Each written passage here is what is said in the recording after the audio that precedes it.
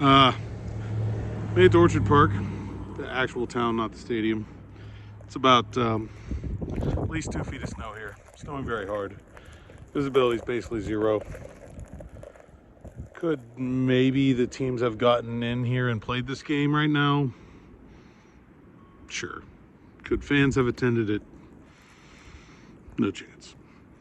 See if I can get to the stadium, give you guys an update of what it looks like there. Staying safe. Right at the front entrance to Highmark Stadium here. The stadium is only maybe 100 yards back there. Wouldn't know it to look. I wonder if they tried to play this game, if you would even be able to see what was happening from the TV cameras. Visibility is about, I don't know, maybe 50 yards. It's pretty much a solid white out here. Out here in the storm right now. Right back there is supposed to be the stadium, but you can't see it. Yeah, really bad conditions out here today in Orchard Park.